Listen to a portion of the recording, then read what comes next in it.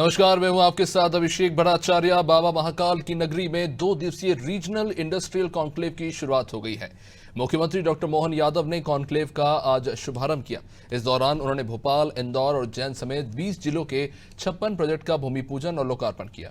इससे प्रदेश में 54,000 करोड़ से अधिक का निवेश तो होगा ही, कॉन्क्लेव में देश भर की कई बड़ी हस्तियां भी शामिल हुई। अनादि टीवी की टीम भी रीजनल इंडस्ट्रियल कॉन्क्लेव में शामिल हुई। इस दौरान अनादि टीवी के ब्यूरो हेड ब्रिजेश चौकसे ने कॉन्क्लेव में शामिल हुए मेहमानों से खास बातचीत की। आइए सुनते हैं।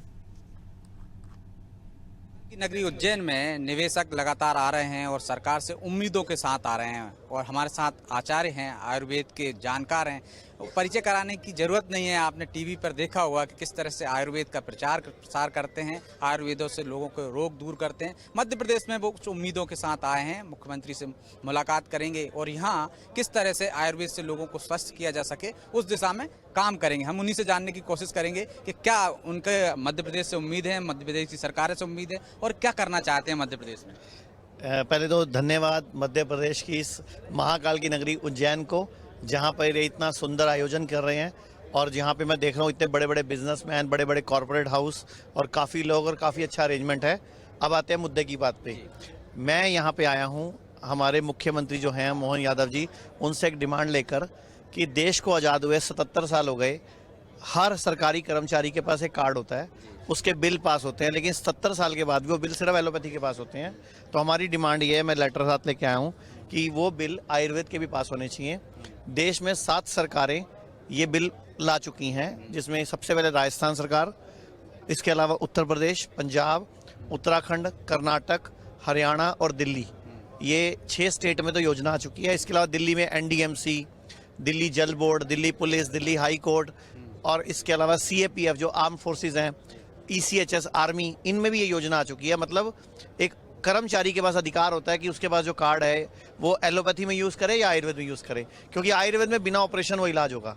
तो वो यूज़ इसके लिए एक योजना की डिमांड कर रहे हैं। मनीष जी, यदि आपकी ये डिमांड स्वीकार कर ली जाती है तो मध्य प्रदेश को क्या फायदा होगा, या कितने लोगों को रोजगार मिलेगा, लोगों को स्वास्थ्य का लाभ? अगर ये योजना मुख्यमंत्री जी, ये योजना और दूसरी योजना ये कि जो हमारा आयुष्मान योजना है, जिसमें गरीब आदमी के 5 लाख तक का कार्ड का इलाज बिल्कुल फ्री होता है, अगर ये दोनों योजनाएं आ जाती हैं तो मध्य प्रदेश के हर स्टेट में हर सिटी में हम लोग एक वेलनेस सेंटर प्लान करेंगे और उसमें हम लोगों ने लगभग 200 से 250 करोड़ का प्रोजेक्ट बनाया है, जो हम पूरा का पूरा यहाँ पर इन्वेस्ट करेंगे और मध्य प्रदेश के लोगों को, आम आदमी को, सरकारी कर्मचारी को, गरीब आदमी को, हर एक को आयुर्वेद का लाभ मिलेगा और बिना ऑपरेशन उसके घुटने ठीक हो सकेंगे, उसकी कमर ठीक हो सकेगी, उसकी किडनी ठीक हो सकेगी, उसका लीवर ठीक हो सकेगा। अभी तक तो ऑपरेशन होते हैं और साइड इफेक्ट आते हैं उन दवाइयों के। तो आयुर्वेद की वजह से जो लोग ठीक होंगे, तो आयुर्वेद नेचुरोपैथी फैलेगा इससे और कर्मचारियों को फायदा भी होगा। तो मनीष जी, अभी मध्य प्रदेश में आपका कोई सेंटर है क्या?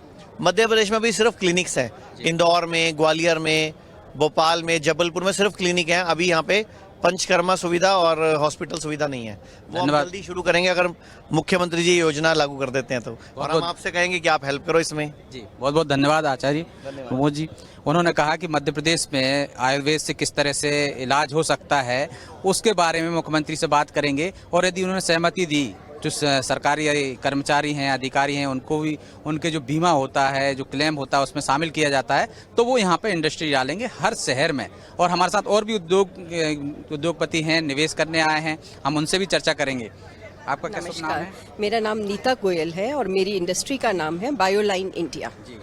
हम लोग मेडिकल इक्विपमेंट्स बनाते हैं। मेडिकल इक्विपमेंट्स में भी अगर आप स्पेसिफिकली पूछते हैं तो blood bank range of equipments बनाते हैं। ब्लड की कीमत हम सब आप जानते हैं, एक एक कतरे कतरे बूंद की कीमत है और उसको कैसे ज़्यादा से ज़्यादा बचाया जा सके और 1 यूनिट ऑफ ब्लड को कितना मैक्सिमम लोगों में, पेशेंट्स में उसका लाभ पहुँचाया जा सके, हम इसी उद्देश्य से काम कर रहे हैं। तो क्या चाहते हैं आपसे, सरकार से क्या उम्मीदें हैं? सरकार बहुत सपोर्टिव है। हमारी इंडस्ट्री, हम लोग 2001 से हैं और हम इंडिया के फर्स्ट इंडस्ट्री है जो ब्लड बैंक इक्विपमेंट्स जिसने इंडिया में 2001 में लाए थे। इलेक्ट्रॉनिक कॉम्प्लेक्स इंदौर में मेरी फैक्ट्री 2001 से है, ये मेरा यूनिट 2 है। एंड सरकार ने हमें काफ़ी मदद की है, हमें बुलाया है, हमारे रिक्वायरमेंट को समझा है, हमें कम पैसों में वो ज़मीन अलॉट करी है, बहुत अच्छा पार्क बना के दिया है, वहाँ टेस्टिंग एंड कैलिब्रेशन की फैसिलिटी, एक मेडिकल इक्विपमेंट्स के लिए टेस्टिंग और कैलिब्रेशन। तो आप उन लोगों में शामिल हैं जिनके आज भूमि पूजन और लोकार्पण हुआ है? हाँ जी, मेरी जमीन की भूमि पूजन आज मुख्यमंत्री द्वारा हुआ किस है। जगह पे भूमि पूजन हुआ आपका? कौन से शहर में? उज्जैन में हुआ है? उज्जैन में मेडिकल डिवाइस पार्क उज्जैन में हुआ है। कितने का निवेश है और कितने लोगों को इसमें रोजगार मिल मेरी माइक्रो इंडस्ट्री है और 50 लोगों को मेरा संभावित रोजगार मुझे देना है और 10 करोड़ की मेरी निवेश है इसमें। कितने समय में आपकी इंडस्ट्री वर्किंग मूड में आ जाएगी? अगले साल जून तक मैंने कमिट किया है मुख्यमंत्री जी को कि मैं, क्योंकि हमारी पहली इंडस्ट्री भी रन कर रही है तो हमें बहुत अच्छा एक्सपीरियंस है और हमारे प्रोडक्ट्स ऑलरेडी मार्केट में इस्टेब्लिश हो चुके हैं, 20-22 साल का सफ़र हम तय कर चुके हैं, तो उन सब चीज़ों का हमें लाभ मिलेगा। साथ साथ सरकार जो इतनी सपोर्टिव है तो उसका हमें लाभ मिलेगा और हम जल्दी ही ऑपरेशनल हो जाएंगे। समिटें लगातार होती रही हैं, इसमें कुछ ज़्यादा अंतर देखते हैं आप? यस, इसमें अंतर ये देखा कि समिट्स तो होते हैं बहुत सारे, लेकिन इस समिट को करने से पहले ही मुख्यमंत्री जी और MPIDC ये इन्होंने काफ़ी लोगों को बुलाकर चर्चा कर उनकी रिक्वायरमेंट समझ के उनको लैंड बहुत कम दरों पर पहले ही प्रोवाइड कर दी थी। समिट तो बाद में शुरू हुआ है, जिससे हम लोग फेस ऑफ द ये कह सकते हैं कॉन्क्लेव है कि आप इन लोगों को देखिए, आप लोग भी बड़े बड़े ग्रुप से आ रहे हैं, आज अडानी आ रहे हैं, सब आ रहे हैं। मैं चाहूँगी एक दिन अंबानीज भी यहाँ अपना वो करें। एंड हमारी खासियत ये है कि आप इलेक्ट्रॉनिक्स बेस्ड मेडिकल इक्विपमेंट्स कुछ भी लाके हमें दीजिए। हमारी R&D बेस्ड इंडस्ट्री है, तो आज की तारीख में फॉरेन के मेडिकल इक्विपमेंट मैन्युफैक्चरर हमसे अप्रोच करते हैं और कहते हैं हमें ये बना के दो, और हम बना के देते हैं। तो जो गर्व की फीलिंग, जो प्राइड आता है, वो बहुत मतलब सेटिस्फेक्शन देता है। बहुत बहुत धन्यवाद। तो इसमें समिट में और अन्य समिट में जो अंतर है वो ये है कि आज से ही भूमि पूजन, मतलब आज से ही काम शुरुआत हो गई है इंडस्ट्री की डलने की, और अन्य उद्योगपतियों को, निवेशकों को भी प्रोत्साहित करने के लिए कुछ निवेशकों को बाकायदा भूमि आवंटित करा दी गई है, भूमि पूजन किया गया है, जिसका मुख्यमंत्री ने भी जिक्र किया था। और भी उद्योगपति हैं हमारे साथ, उनसे भी चर्चा करेंगे। मुकेश जी, आप मध्य प्रदेश में कुछ निवेश करना चाहते हैं, किस उद्देश्य से आए हैं? क्या मैं उसी उद्देश्य से आया हूँ। यहाँ पर फिल्म सिटी बनाने की बात चल रही है, तो फिल्म सिटी के लिए जगह चाहिए। फिल्म सिटी बनेगी जो बम्बई के लोग यहाँ शूट करने को आएंगे, तो मेन वो फिल्म सिटी है। और एक्टिंग कोर्स स्टार्ट कराना है शक्तिमान के नाम पे यहाँ पर, कि ताकि यहाँ के बच्चे यहीं एक्टिंग सीख सकें। मध्य प्रदेश में कौन सी जगह आपने चिन्हित अभी तक कोई फिक्स नहीं है। पिछली बार हमने इंदौर के पास में एयरपोर्ट के पास रखी थी। अभी ये यादव जी कौन सी जगह देते हैं उस पर डिपेंड करता है। अभी बात हुई आपकी यादव जी से? मेरी बात हुई, आपने बताइए कि मैं यहाँ इंडस्ट्री हाँ, उन्होंने इंटरेस्ट दिखाया है। मैंने कहा आप फॉलो कीजिए, मेरे बंदे यहाँ पर हैं, और फिर मैं उनको यशस्वी भाव का आशीर्वाद भी दे दिया। ओके, कितना निवेश होगा इंडस्ट्री आप डाल? आए जाएगा 700-800 करोड़ तो जाएगा।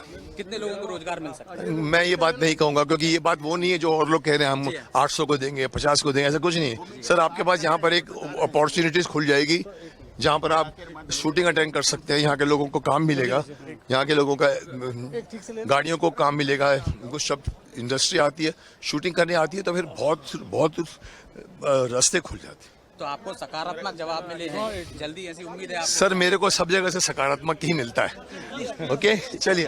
तो ये थे मुकेश खन्ना जी, जो फिल्म इंडस्ट्री डालना चाहते हैं मध्य प्रदेश में। उन्होंने कहा कि डॉक्टर मोहन यादव से, जो मुख्यमंत्री हैं, उनसे चर्चा हुई है और वो पहले भी समिट में आए थे और उन्होंने इस तरह की उम्मीद जताई थी कि उनको एक ज़मीन मिलेगी मध्य प्रदेश में और वो एक फिल्म इंडस्ट्री डाल सकेंगे, ताकि यहाँ के जो कलाकार हैं उनको रोजगार मिल सके और एक मुंबई की तरह मध्य प्रदेश में भी फिल्म इंडस्ट्री डेवलप हो सके। उन्हें उम्मीद है कि ये सरकार उनकी जो प्रस्ताव है उस पर विचार करेगी और जल्द ही उन्हें जमीन आवंटित कराएगी। उन्होंने हमसे इस बारे में चर्चा की और कहा कि जल्द ही उन्हें मुख्यमंत्री से आश्वासन मिला। तमाम जगह से उनको आश्वासन मिलते रहते हैं, लेकिन इस बार उनको भरोसा है कि ज़मीन मिल जाएगी। हम महाकाल की नगरी उज्जैन में हैं, जहां पे इन्वेस्टर मीट होने वाली है। कुछ ही देर में यहाँ मुख्यमंत्री डॉक्टर मोहन यादव आएंगे और उसका शुभारंभ करेंगे।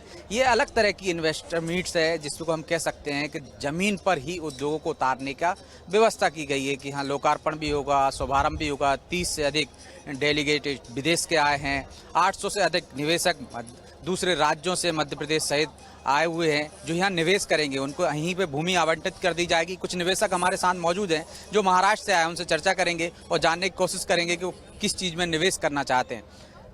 प्रणाम प्रणाम। पहले जय महाकाल। जय महाकाल। निवेश करने आया महाराष्ट्र से, किस महाराष्ट्र क्षेत्र में से- निवेश करना चाहते हैं और किस तरह के प्रपोजल आपको मिले हैं? हम महाराष्ट्र से यहाँ निवेश करने के लिए आए फूड और एग्रीकल्चर इंडस्ट्रीज में।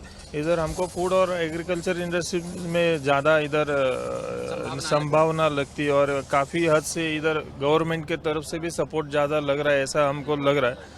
तो मदद मिलेगी ये आशंका है, इसके लिए हम यहाँ आए। किस तरह से आपने यहाँ पे ज्वाइन किया या आपको कोई संपर्क किया गया था? ऑनलाइन गवर्नमेंट का ऑनलाइन रजिस्ट्रेशन किया था और रजिस्ट्रेशन करने के बाद गवर्नमेंट ने हमको इधर एक गवर्नमेंट का होटल हमको अलाउड किया और पूरी सुविधा के साथ हमको इधर पूरा लेकर आए हैं। आगे चल के हम गवर्नमेंट ऑफिसर जो भी रहेंगे उनके साथ मीटिंग करके चाहिए आपको? हमको लैंड चाहिए। कितना लैंड चाहिए आपको? हमको एक 5,000 स्क्वायर फुट का भी स्टार्टिंग में लैंड दिया गवर्नमेंट ने, तो भी चलेगा। हमको उसमें एग्रीकल्चर रिलेटेड जो आपके इधर आलू है, मटर है और मक्का है, उसमें हमको कुछ करना है, उसके रिगार्डिंग हम काम करेंगे। पहले से आपकी कोई इंडस्ट्री है इस क्षेत्र हमारा महाराष्ट्र में काफ़ी इंडस्ट्रीज में पार्टनरशिप से खुद का भी है और इधर भी काम करना चाहते हैं। मेरे साथी है जी। कुलकर्णी। तो कितने दिन में आप इंडस्ट्री लगा लेंगे यदि सरकार ने आपको यहाँ पे जमीन दी है तो? जी तुरंत से तुरंत हम यहाँ पे लगा सकते हैं, क्योंकि हमने जो पहले यहाँ पे सर्वे किए, जो हम स्वीट कॉर्न इंडस्ट्री या ग्रीन पीस इंडस्ट्री में हम मेनली वर्क करते हैं और इन पे यहाँ पे अगर जो क्रॉप क्वालिटी आती है स्वीट कॉर्न की, ये सबसे बढ़िया आती है, इसलिए हम यहाँ पे प्लांट लगाने में बहुत ज़्यादा इंटरेस्टेड है। तो जैसे ही अगर जितना जल्दी हमें सपोर्ट मिल पाएगा उतना जल्दी हम यहाँ पे काम चालू कर सकते हैं अपना। इन्वेस्टर मीट पहले भी हुई हैं, लोगों ने लैंड ले लिए, लेकिन उद्योग तेजी से नहीं लगाए। इस बार ऐसी कोशिश की है सरकार ने कि तत्काल आपको जमीन उपलब्ध कराई जाए। तो कितने महीने में लगा देंगे आप और कितने लोगों को आपके काम से रोजगार मिलेगा आपके उद्योग से? जी हमारे काम से जो रोजगार मिलने वाला है, एक तो है कि बहुत सारे जो शेतकरी है मतलब फार्मर्स है, उनको बहुत ज़्यादा एम्पावरमेंट इससे मिलने वाली है। और जो फैक्ट्री रहेगी या फिर जो आगे की उसकी सप्लाई चेन रहेगी, उससे आगे जो एक्सपोर्ट मिलेगा, उससे ज़्यादा हमारे फैक्ट्री में कम से कम 300-400 लोगों को इसमें काम हम दे सकते हैं। अभी आपको लैंड दिखाई है क्या? कौन सी जगह आपने चिन्हित की है? नहीं, अभी तक ऐसा कोई दिखाया नहीं है हमें, लेकिन इसलिए ही हम यहाँ पे आए हैं अभी। गवर्नमेंट को, गवर्नमेंट के कोई ऑफिसर हमको मिले नहीं है, मगर मिलेंगे वही देख रहा था कॉल। 1 to 1 CM भी आपसे चर्चा करने वाले हैं, तो क्या उम्मीदें हैं, क्या चाहते हैं आप कि किस तरह से निवेश करने में तेजी आए? तो आपको क्या नहीं, दिक्कतें आती हैं अन्य हमको राज्यों में या बाकी के राज्यों में? अभी हमारा महाराष्ट्र, ये देखो महाराष्ट्र राज्य में इतना अच्छा सब चल रहा है, मगर महाराष्ट्र में कुछ इंडस्ट्रीज जो बाहर जा रही हो, वो बाहर नहीं जाने के लिए भी प्रयास चल रहा है। तो ऐसा ही इधर के सीएम ने भी इतना अच्छा कर रहे, तो इधर भी आप पहली बार मध्य प्रदेश में निवेश पहली करने जा बार रहे हैं? पहली बार मध्य प्रदेश में आया हूँ आपके। बहुत बहुत धन्यवाद। तो पहली बार मध्य प्रदेश आए हैं, उन्हें उम्मीद है कि हम मध्य प्रदेश में जिस तरह से माहौल है और मुख्यमंत्री डॉक्टर मोहन यादव सपोर्ट कर रहे हैं निवेशकों को, तो उन्हें उम्मीद है कि यहाँ भी उन्हें सहूलियत मिलेगी और जो छूट मिलेगी उसके आधार पर वो जल्द से जल्द उद्योग लगाएंगे और किसानों को राहत दे सकेंगे। इसी तरह अन्य निवेशक भी आ रहे हैं जो उम्मीदें लेकर आ रहे हैं। निश्चित तौर पर सरकार उनकी उम्मीदों को पूरा करने के जतन में लगी हुई है और जल्दी उनसे 1 to 1 चर्चा करेगी और जो निवेशक तैयार हो जाएंगे उन्हें अभी भूमि आवंटित करा देगी। लोकार्पण और भूमि पूजन भी तत्काल कर दिया जाएगा ताकि यहाँ से निवेशक खाली हाथ ना जाएं। यदि वो उम्मीद से आए हैं तो उनकी उम्मीदें पूरी हों और मध्य प्रदेश में एक रोजगार का उद्योग लगे और यहाँ के बेरोजगारों को रोजगार मिल सके। बहुत ही सुंदर विचार है कि उज्जैन अब धार्मिक स्थल के साथ साथ एक इंडस्ट्रियल कैपिटल भी बनने जा रहा है और इसके लिए यहाँ के लोगों को बड़ा सहयोग देना होगा और ये काफ़ी एम्प्लॉयमेंट अपॉर्चुनिटी उज्जैन के लोगों के लिए उपलब्ध कराएगा। तो हम इस निर्णय का काफ़ी स्वागत करते हैं।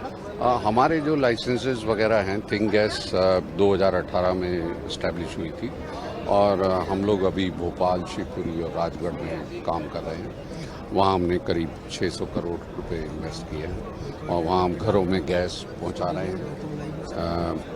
CNG स्टेशन बनाकर वाहनों को गैस दे रहे हैं, इंडस्ट्री को गैस दे रहे हैं, कमर्शियल इस्टेब्लिशमेंट को गैस दे रहे हैं।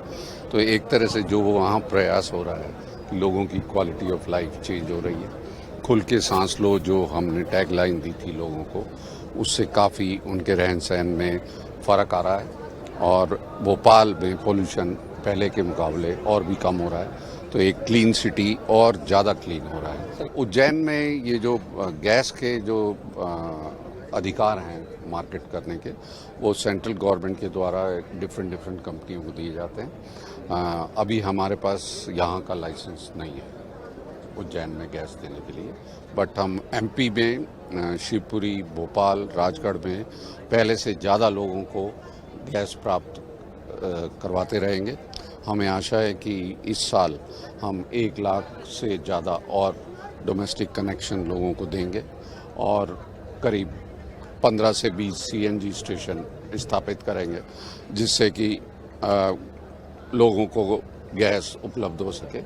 प्रेजेंटली हमारी पाइपलाइन जो कि गोरखपुरा से आ रही है, 180 किलोमीटर की पाइपलाइन सारे इंडस्ट्रियल एरिया को कवर करती है, जितने भी भोपाल में हैं, चाहे वो आचारपुरा है, बगरोदा है और गोविंदपुरा है, और सब लोग इंडस्ट्री को गैस उपलब्ध हो रही है और एक काफ़ी अच्छा माहौल बन रहा है जिससे कि लोग क्लीन फ्यूल यूज़ करें। महाकाल की नगरी उज्जैन में रीजनल इंडस्ट्री कॉन्क्लेव का पहला सत्र समाप्त हो चुका है और उस पहले सत्र में मुख्यमंत्री ने बताया कि मध्य प्रदेश में कितने उद्योग लगे हैं, कितने उद्योगों को जमीन दी गई है। दूसरे सत्र में 1 to 1 चर्चा की जाएगी। पहले सत्र में क्या हुआ, कितने उद्योग लगे और कितने उद्योगों से करार हुआ, ये हम समझने की कोशिश करेंगे हमारे एडिटर मनोज वर्मा से। मनोज जी, आप सुबह से इस कार्यक्रम को देख रहे हैं, क्या क्या अभी तक हुआ सुबह से अब तक? बिल्कुल, देखिए पहली बार हमने देखा ब्रजेश जी, हमने कई सारे इन्वेस्टर मीट जिनका अलग अलग नाम था, कभी ग्लोबल समिट हो, चाहे मैग्निफिसेंट MP हो, लेकिन इस बार हमने देखा कि रीजनल लेवल पर एक प्रयास किया गया है और उसके सुखद परिणाम हमने ये देखा कि जब मुख्यमंत्री बात कर रहे थे, इसके बाद हमने देखा कि अलग अलग जिलों में उन्होंने अपने सामने उसका भूमि पूजन करवाया। वहाँ के जो जनप्रतिनिधि उनसे पूछा कि कौन सी इंडस्ट्री लग रही है, कितने लोगों को रोजगार मिलेगा, कितने का इन्वेस्टमेंट मिलेगा और किस क्षेत्र में वो निवेश कर रहे हैं। तो पहली बार हमने देखा, नहीं तो हम ये देखते थे हमेशा कि एक MOU होता था, ये कहा जाता था कि 1 लाख करोड़ के निवेश के MOU हो गए हैं, लेकिन वो धरातल पर उतरते उतरते उनकी क्या स्थिति होती थी वो पता नहीं चल पाता था। लेकिन आज जो सामने हमने स्क्रीन पर जो डाटा देखा है वो ये बता रहा है कि आज केवल 12,000 करोड़ के इन्वेस्टमेंट के जो है वो धरातल पर उतर गया है। उसमें लगभग 17,000 लोगों को रोजगार मिलेगा और करीब 283 इंडस्ट्री पूरे मध्य प्रदेश के अलग अलग हिस्सों में, अलग अलग औद्योगिक क्षेत्रों में लगाई जा चुकी है। तो मुझे लगता है एक अच्छा बड़ा प्रयास है ये, और जिसके अच्छे सुखद परिणाम मुझे लगता है आने वाले समय में देखने को मिलेंगे। 17,000 तो प्रत्यक्ष रोजगार मिलेगा, इसके अलावा भी अप्रत्यक्ष तरीके से बड़ी संख्या में लोगों को रोजगार मिलेगा। और एक खास बात और है कि जिस तरह से उज्जैन में हुई है क्षेत्रीय औद्योगिक समिट, वैसी ही क्षेत्रीय औद्योगिक समिट हम देखेंगे ग्वालियर में होगी, जबलपुर में होगी, मुख्यमंत्री ने कहा है। तो इसके अलग परिणाम होंगे, अलग क्षेत्र में होगी। पहले हमने देखा इंदौर में होती थी और बड़े निवेशक आते थे, बड़े बड़े उद्योगपति आते थे। इसमें बड़े उद्योगपति कम हैं, छोटे निवेशक ज़्यादा हैं, जिससे छोटे छोटे उद्योग लगेंगे, उससे क्षेत्रीय स्तर पर ज़्यादा फायदा होगा। इसे कैसे देखते हैं? बिल्कुल, देखिए पहले ये होता था कि जब बड़े उद्योगपति आते थे तो उनकी चमक दमक, उनके नाम में जो छोटे इंडस्ट्रीज थे वो कहीं गुम हो जाते थे, उनके बारे में कोई चर्चा नहीं होती थी। जबकि होता ये था कि रियल इन्वेस्टमेंट तो वही लोग करते थे, लेकिन जो बड़े उद्योगपति थे वो केवल आश्वासन देके MOU कर लेते थे कि हम इतना इन्वेस्टमेंट करेंगे। लेकिन छोटे इंडस्ट्रीज थे वो, उनको जल्दी उसकी दरकार होती है, तो वो जल्दी से जल्दी उसका वो फॉलो करते थे और जल्दी से अपनी इंडस्ट्री स्टेब्लिश करके लोगों को रोजगार देने लग जाते थे। लेकिन बड़े नाम की चमक में वो कहीं खो जाते थे। लेकिन ये हम पहली बार देख रहे हैं कि जो छोटे लोग हैं उनको मंच मिला और मंच पे स्थान मिला, और जिन लोगों को नहीं बिठा पाए थे उनका बाकायदा नाम लिया गया और उनके क्षमा मांगी। मुख्यमंत्री ने कहा कि हम आपको उतना समय नहीं दे पा रहे हैं, लेकिन जब 1 to 1 चर्चा होगी तब उनको समय मिलेगा। तो ये एक बड़ा परिवर्तन मुझे लगता है इस पूरी इन्वेस्टमेंट जो रीजनल हम देख रहे हैं, रीजनल इंडस्ट्री कॉन्क्लेव, उसमें एक बड़ा परिवर्तन ही देखना। एक मूल मंत्र भी दिया, बोलो कम करो ज़्यादा। करो ज़्यादा निश्चित तौर पर, क्योंकि अभी तक हम देखते थे कि एक आश्वासन दे दिया, ये कहते थे सिंगल विंडो से सब कुछ हो जाएगा, लेकिन वो सिंगल विंडो में होता क्या था, कौन लोग होते थे, क्या उसमें परेशानी होती थी। क्योंकि इसके बाद हम देखते थे कई सारे उद्योगपतियों से हमारी बात होती थी, या वो प्रेस कॉन्फ्रेंस करके परेशान हो जाते थे कि उनको ज़मीन नहीं मिल रही है, ज़मीन मिल गई तो लाइसेंस नहीं मिल पा रहा है, या वो ज़मीन उनके काम की नहीं है, वो डेवलप नहीं है, वहाँ सड़क नहीं है, बिजली नहीं है, दूसरी मूलभूत सुविधा नहीं है। लेकिन इस बार हमने देखा कि जब आप उद्घाटन कर रहे हैं तो तब तक उस उद्योगपति ने वो सारी जगह देख ली है। अगर वो उसका शिलान्यास कर रहा है तो इसका मतलब है कि उसके लिए सारी मूलभूत सुविधा वहाँ है, कि उसके लिए प्रॉपर जो प्लाट है उसको चाहिए था, जो बिजली सड़क पानी है, वो सारी सुविधा उसके लिए वहाँ मौजूद है। तो मतलब कह सकते हैं कि अब तक जो समिट हुई है उससे ये हटकर इसलिए है कि क्षेत्रीय स्तर पर हो रही है, छोटे छोटे निवेशक आ रहे हैं और छोटे छोटे लोगों को रोजगार निकलेगा। स्थानीय स्तर पर रोजगार को क्या देखते हैं? ये हमने देखा महाराष्ट्र से लोग आ रहे हैं, गुजरात से लोग आ रहे हैं, तो मध्य प्रदेश के जो छोटे उद्योग हैं जो स्टार्टअप करना चाहते हैं उनके लिए कुछ इसमें संभावना देखी आप? बिल्कुल, देखिए हमने देखा कि ODOP जो वन डिस्ट्रिक्ट वन प्रोडक्ट की जो बात हो रही है, कि जिस क्षेत्र में जिस प्रोडक्ट की बात है, मान लीजिए बुरहानपुर में तो वहाँ केले की बात है, या शाजापुर का प्याज हैगा, या इंदौर का आलू होगा, सागर की जो कृषि मशीनरी है, हरदा का बेम्बू है, उन सब के लिए भी अलग अलग जगह से रीजनल लोगों का आए हैं। कई इसमें फूड प्रोसेसिंग में आपने भी बात की थी कि महाराष्ट्र से लोग आए हैं कि फूड प्रोसेसिंग में वो हाथ आजमाना चाहते हैं। तो वन डिस्ट्रिक्ट वन प्रोडक्ट में फ़ायदा ये है कि जिस जिले में जो प्रोडक्ट बहुत अच्छा होता है तो उसकी मार्केटिंग उतनी नहीं हो पाती। कई बार हमने देखा कि प्याज की बम्पर फसल हो जाती है, लेकिन उसके रखरखाव का इंतजाम नहीं होता। लहसन कई बार हम देखते हैं कि 400 रुपये किलो बिक रहा है, अभी कभी वो 40 रुपये किलो पड़ जाता है। तो ये सारी चीज़ें अगर वहाँ फूड प्रोसेसिंग इकाई उसी क्षेत्र में लग जाए तो स्थानीय किसानों को रोजगार मिलेगा, उनका उत्पाद बेकार नहीं जाएगा, उनको ठीक ठाक पैसे मिलेंगे। तो मुझे लगता है जो ODOP को प्रमोट करने की बात मुख्यमंत्री ने की है उसका फ़ायदा आने वाले समय में मिलेगा। आपने पहले दिन के हाफ डे में देखा कि किस तरह से करार हुए हैं, लोकार्पण हुआ, शिलान्यास हुए हैं और निवेशकों से चर्चा हुई एक तरह से। अब दूसरा सत्र शुरू होने वाला है भोजनावकाश के बाद, उसको कैसे देखते हैं? उसमें क्या होने वाला है? 1 to 1 चर्चा करने की जो बात आ रही है उससे क्या जो निवेशकों के मन में कोई थोड़ा बहुत संदेह होगा उसको दूर करने की कोशिश है? बिल्कुल। या पूरे जो वो निवेशक हैं पूरा अपना प्लान रखेंगे? किस तरह का होगा सेकंड सत्र? देखिए, जो हमने देखा कि जो बड़े इंडस्ट्री जहाँ पे इंडस्ट्रियों का उद्घाटन हो गया तो उनकी तो मुझे लगता है मुख्यमंत्री से बात हो गई होगी, लेकिन जो और लोग इन्वेस्ट करना चाह रहे हैं, जो मुख्यमंत्री ने भी कहा कि ये लगभग 1 लाख करोड़ तक ये जा सकता है, क्योंकि 12,000 करोड़ का तो हमने देखा शुभारंभ हो गया है। तो जाहिर सी बात है जो बड़े इंडस्ट्रीज होंगे तो वो अपनी बात रखेंगे। अगर उनके मन में कोई शंका होगी, अगर ज़मीन को लेके, कुछ टैक्स छूट को लेकर, या कोई दूसरी और समस्याओं को लेकर कि बिजली पानी है या और दूसरी चीज़ें हैं, तो मुझे लगता है उसको लेकर जो समस्या है जब मुख्यमंत्री उनके साथ बैठेंगे तो कई बार जब मुख्यमंत्री पहल करेंगे तो उद्योगपति को एक बड़ा आश्वासन हो जाता है कि अगर राज्य के मुखिया ने कोई चीज़ कमिट कर दी है तो इसका मतलब उनको पता है कि ये चीज़ होना ही होना है। इसके बाद किंतु परंतु की गुंजाइश मुझे लगता है खत्म हो जाएगी, उसके नतीजे बेहतर सार्थक निकलेंगे। क्योंकि इस तरह की समिट में हमने देखा था पहले भी, लेकिन होता यह था कि अफसर बैठते थे इंडस्ट्रीज के साथ, लेकिन अगर मुख्यमंत्री उनसे 1 to 1 बातचीत कर रहा है तो जो व्यवहारिक दिक्कतें हैं उनके सामने, जो मुख्यमंत्री ने जिक्र किया था कि सिंगापुर के राजदूत जब उनसे मिले थे या अमेरिकी महादूतावास के अधिकारी जब उनसे मिले थे तो जो शंका उनके मन में थी और उन लोगों अमेरिकी लोगों के मन में थी वो उस मुलाकात से दूर हुई, जिसका फायदा हुआ कि आज की समिट में हमको देखने को मिला। हमने देखा है कुछ उद्योगपति ऐसे भी आए हैं कि जो पिछली समिट में भी आए हैं, लेकिन उनका जो करार हुआ था वो धरातल पर नहीं उतर पाए। तो क्या आपको लगता है कि इस बार ऐसी संभावना है कि उनका करार धरातल पर उतरेगा, वो ऐसी उम्मीदें लेकर आए? मुझे लगता है कि ये निश्चित तौर पर होगा, और हम अभी कुछ उद्योगपतियों से या डेलीगेट्स आए उनसे ही बात करेंगे तो मुझे लगता है वो ज़्यादा इस तरीके का बेहतर जवाब दे पाएंगे। लेकिन ये बात ज़रूर है कि कई सारे उद्योगपतियों ने उस समय ज़मीनें ले ली थी, हालांकि उनमें से कुछ ने वापस भी किए, कुछ को सरकार ने नोटिस दिया है कि अगर आप इंडस्ट्री चालू नहीं कर रहे हैं तो आप उस ज़मीन को लौटा दीजिए। तो मुझे लगता है जो और ज़रूरतमंद लोग हैं जो अपने उद्योग डालने के लिए ज़मीन की तलाश कर रहे हैं या मध्य प्रदेश सरकार के निमंत्रण पर यहाँ है, तो मुझे लगता है उनके लिए कुछ एक खुशखबरी आज शाम तक यहाँ से ज़रूर मिलेगी। निश्चित तौर पर पहला सत्र जो हुआ है वो एक सकारात्मक रहा है। मुख्यमंत्री डॉक्टर मोहन यादव ने जो संदेश दिया है कि वो उद्योगपतियों से 1 to 1 चर्चा करेंगे, समन्वय बनाएंगे, तालमेल बनाएंगे, वो बातचीत से ही समाधान होता है। उद्योगपतियों को किसी तरह की कोई समस्या ना हो। उन्होंने कहा है कि छोटा सा शहर है, यहाँ पे जो व्यवस्थाएं की गई हैं उससे असुविधा हुई हो तो वो माफ़ी भी मांगते। और उन्होंने ये भी संदेश दिया है कि अन्य रीजनल क्षेत्रों में भी, चाहे जबलपुर हो, चाहे रीवा हो, चाहे अन्य ग्वालियर हो, जिस रीजनल में भी इस तरह की समिट की जाएगी जिससे कि इस तरह के और भी क्षेत्रों में उद्योग लग सकें। आइए हम कुछ उद्योगपतियों से भी चर्चा करेंगे, वो वहाँ आए हैं तो क्या उम्मीद लेकर आए हैं। आप कहाँ से आई हैं और क्या नाम है आपका, पहले बताइए। Actually I came from Indore. मेरा नाम नेहा मुजावदिया है I am founder of Tutor Cabin Private Limited. We deal in education segment. हम complete education services provide करवाते हैं ऑनलाइन एंड ऑफलाइन मोड पर। इंदौर और इंडिया की टॉप 5 स्टार्टअप कंपनीज में हम आते हैं। And I am happy to see कि हमारे जो ऑनरेबल सीएम साहब है वो बहुत अच्छा इनिशिएटिव ले रहे हैं कि ताकि हम इंडस्ट्रियल एरिया में बहुत अच्छे से डेवलप कर पाएँ। हम खुद भी उज्जैन के अंदर हमारा स्कूल ओपन करना चाह रहे हैं। अगर गवर्नमेंट के एंड से हमें लैंड अलॉट होती है तो हम डेफिनेटली पॉजिटिवली उसको आगे फॉरवर्ड करेंगे और quality and concept based education बच्चों को प्रोवाइड करवाएंगे। इससे कई सारे एम्प्लॉयमेंट भी जनरेट होंगे। तो अभी आपने सरकार से किसी संपर्क किया होगा, तब जमीन को लेकर इस तरह के आपके प्लान को लेकर चर्चा हुई किसी अधिकारी से? जी, अभी जमीन को लेके एकदम से हमारे किसी अधिकारी से चर्चा नहीं हुई है। पहले हम यहाँ आकर थोड़ा सा समझना चाह रहे थे कि एग्जैक्टली जो हमें दिखाई दे रहा है वो उस लेवल पर है या नहीं है। तो यहाँ पर देखकर उम्मीदें तो पॉजिटिव साइड ही दिख रही है। तो हम देखते हैं अब हमें गवर्नमेंट एंड से किस तरीके से कैसे क्या सपोर्ट मिलता है।